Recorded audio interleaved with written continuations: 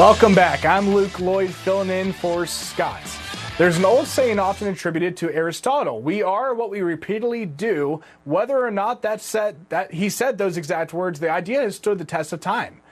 Great accomplishments rarely happen overnight. They're built through small decisions repeated day after day. A farmer doesn't harvest the day after planting a seed, and investors don't build wealth with one lucky trade. Success usually comes from habits that seem almost ordinary until years later when the results are anything but. So what habits separate successful investors from everyone else? Let's bring in Craig Bolanos to talk about the power of atomic habits and how small actions can lead to extraordinary outcomes. Craig, thanks for being here.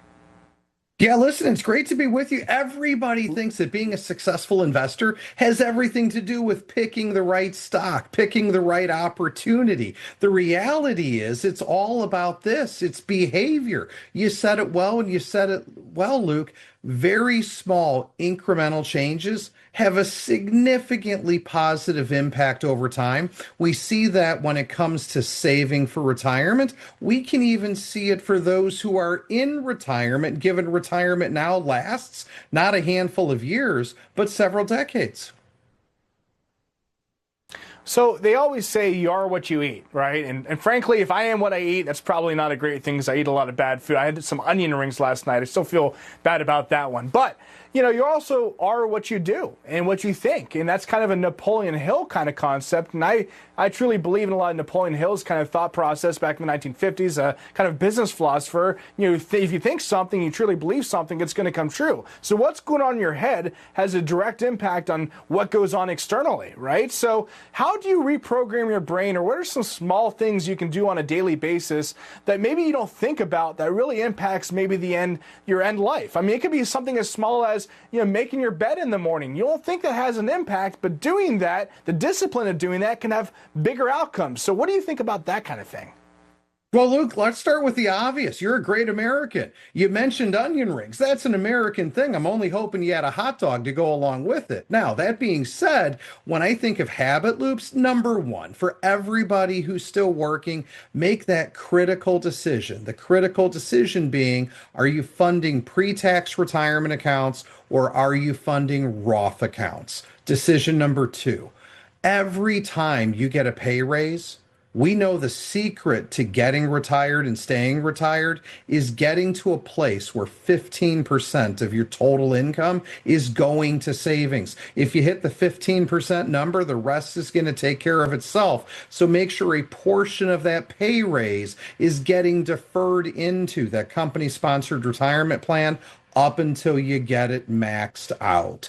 Then from there, it's all the usual things that we all do in business, but we don't do in our personal lives, such as telling our money where to go instead of wondering where it went. And the secret to budgeting is, Luke, you know this as a professional, you don't need to budget every dollar, but you at least have to have a sound concept, a sandbox, I call it, through which your monthly spending occurs, so you can start unlocking some dollars to pay down the debt service and build up the other leg of that stool, which is your taxable investment accounts.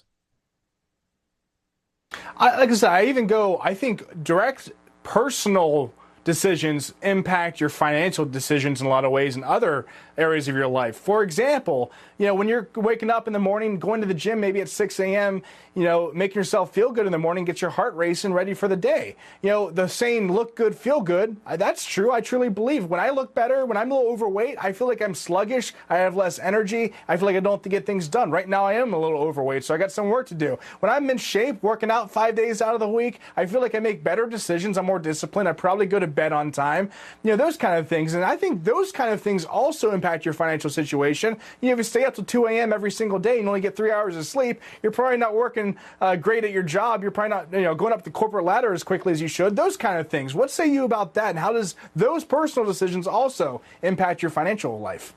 No, I would agree. I think you need to be, I'm going to speak for me. I'm not going to speak for you, Luke. But I think there's a lot of viewers out there that know that when you're centered in your faith, centered in your family, centered in your friendships, and you have control over your finances, I think being centered in your faith, your family, and your friendships does lead to better control of your finances because you can be a little bit more vulnerable. You can be a little bit more intentional. And what I mean by that is, what's the purpose of your money? What is it that you want your money to be able to do for you? And when you actually ask those self-discovery questions about what's important about money to oneself at a different place in life, you can't actually answer those with any authenticity of voice unless you're already grounded in the first three F's that I mentioned in order to really spend time on your finances. And I think that's a reason a lot of great leaders of American companies are very foundational in their personal lives and everyday decisions, AKA their habit loops, in order to become a better leader, a better investor, a better entrepreneur. And after all, that's what makes America great as we celebrate the Big 250. That was an amazing answer, and that's exactly what our nation was founded upon: faith, family, friends. I mean, at the end of the day, relationships. We're all in this together, and we have to remember that as we hit 250. We've been very divisive, it feels like, in America, when we're all friends and we're all in this together in a lot of ways. So, about 30 seconds left here. I do want to get back to the financial game and kind of talking about small maybe habits you can do. Is there anything else that we haven't talked about when it comes to small habits from the financial side of the equation? I think the small habits are, again, pay yourself first. I think the other small habit is maybe seek some professional advice so one can move past the concept of nominal returns and start focusing on what really matters, which is real returns, your return net of inflation, your return net of taxes, because that's what's going to control what matters. You can't spend a percentage, but you need purchasing power. And that's where a financial professional can help somebody move along that course with a little bit more discipline, a little bit more solvency. I think our founding fathers got great help and great collaboration. And when we're collaborative in the financial process, we too can spearhead results just that much quicker. That's why I have my slogan, dream bigger and sleep better. It's not only always about numbers, it's about being able to sleep at night and not stressing. That has a lot of monetary value as well as not stressing out all the time by finding professional help. Craig, great stuff as always. I love your perspective. Happy 4th of July and happy 250. Happy 250, America.